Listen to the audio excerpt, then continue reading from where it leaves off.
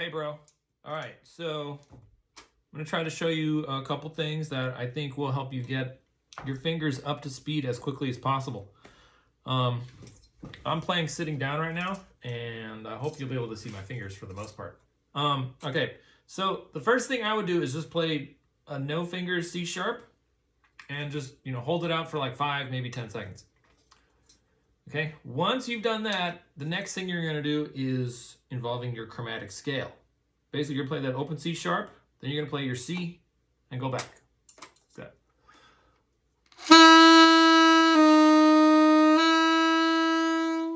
Okay, the whole point is to train your brain how to go from C sharp to C and remember what those notes sound like and feel like, both in your fingers and here.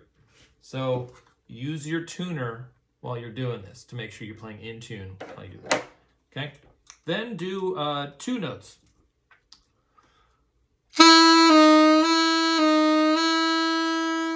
Okay? Next thing you're going to do is go down chromatically. So now you would play C to B to C to B to C. Again, just do 1 note just to kind of figure out what do I have to do with my fingers, and then do it 2 times like that.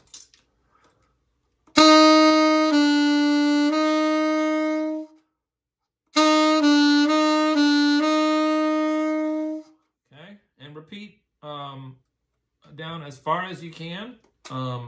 Get yourself a chromatic scale fingering chart and just do that. Okay,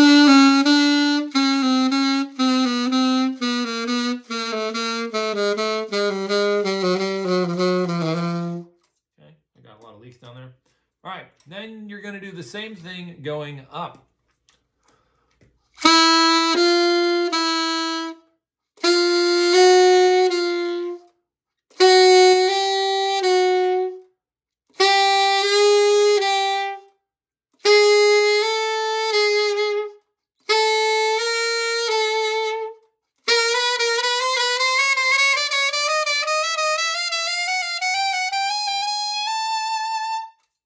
I don't know if your horn has that F sharp, but that gives you an idea of what to do.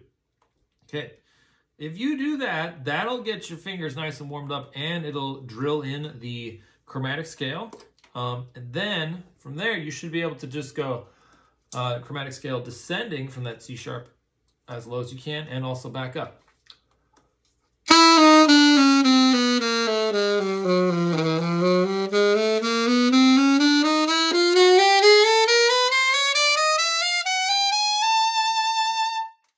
Okay? Then from there, now that you've got your chromatic scale together, you can start doing regular scales. I would start with the concert B flat, our G scale, and just go up 1 octave and back down. So your G is, 1, 2, 3. And just go up the scale, go up to G, and then back down.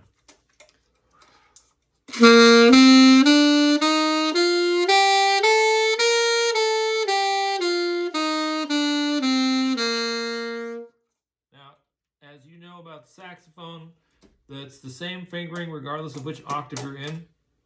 So, ignoring the palm keys for right now, you can basically just do G, A, B, C, then octave key, G, A, B, C, and you'll get the same sound, just 1 octave higher.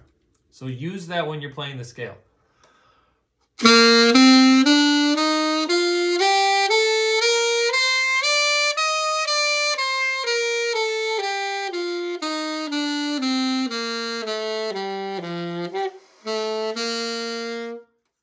Okay? I would do the G scale for alto, concert B flat, if you're jamming with your kiddo. Then I would do the C scale for alto. Then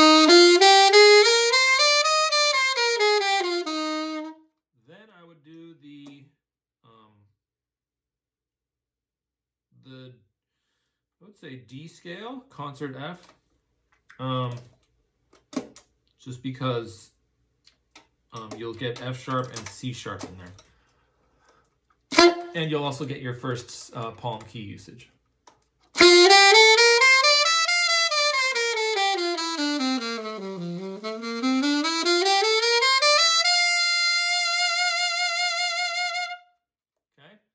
So if you do those things, you'll be rocking. Then I would say, once you've got your chromatic scale and those 3 scales together, I would try to do some 2-note pairs. So we first started with C sharp to C to C sharp, C to B to C, B to B flat to B, like that. Now do whole steps. So you'll do C sharp to B to C sharp, C to B flat to C, like that.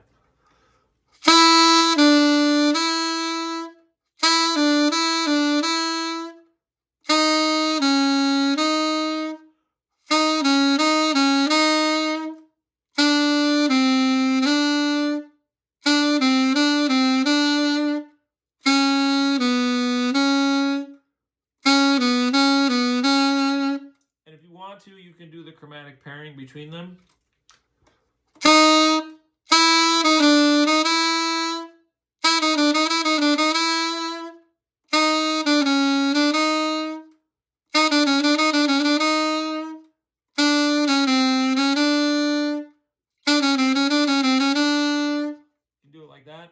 Again, the whole point, we're just getting our fingers to work correctly and to not have to think about how to play certain notes on the horn.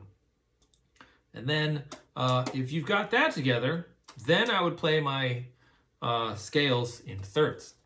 So I'll go back to the concert B flat G scale for alto. That goes like this.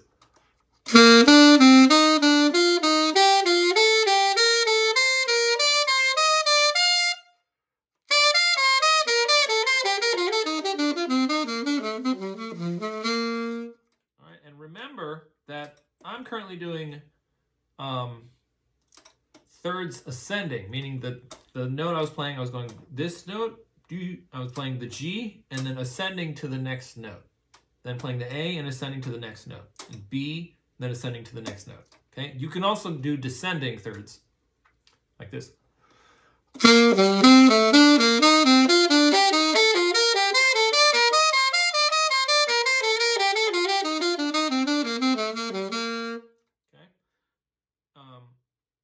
There's an algorithm there you can do, which is like, I'm going to play ascending thirds up the horn and descending thirds down the horn.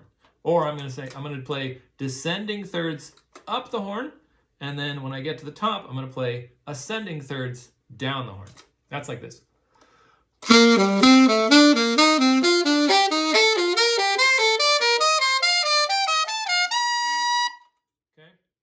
then I'm going to do ascending thirds down the horn.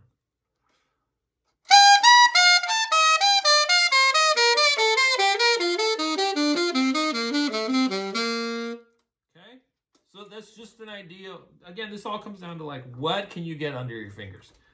And the last piece of advice I could say is, don't rush anything. If you find yourself messing something up, like you're trying to do your chromatic scale and you start flubbing notes, or your fingers are just flying off the keys or whatever, just stop yourself. It's going to take discipline. Stop yourself and make sure you're doing that step correctly. Because if you mess this up now and you develop a bad habit now, in a couple of years, you're going to be like, man, I really wish my fingers didn't do that when I played. And you're going to be fighting yourself forever to break that habit. So get the right habit in place now. Keep those fingers on the keys. Don't let them fly. If you hear slop, like this kind of slop,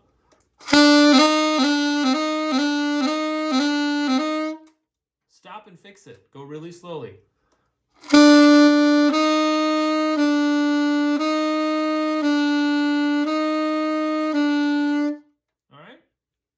Try to make that perfect. Anywhere that you have fingers that cross like that, try to make that perfect. You're going to get that going from F to F sharp. You're going to get that going from B to C. And anywhere you do side key, like B flat to B.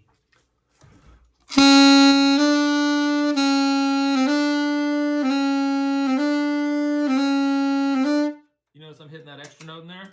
Well, that's because I don't have, when I go from playing one finger to playing 2 fingers with the side key at the same time. So again, those are those spots where you just want to say, you know what? I'm not playing that correctly. It sounds sloppy. My fingers are not doing what they're supposed to do. Let me slow it down.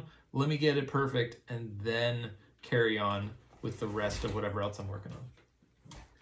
And then from there, you can just start, playing by ear and picking off what you want and adding in more scales and more techniques, scales by thirds, scales by fourths, that kind of stuff.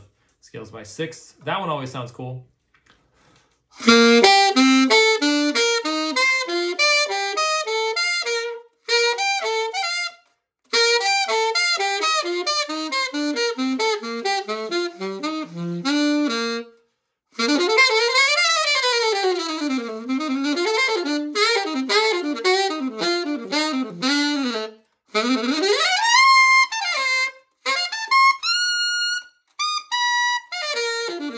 All right, good luck, bro. You got this.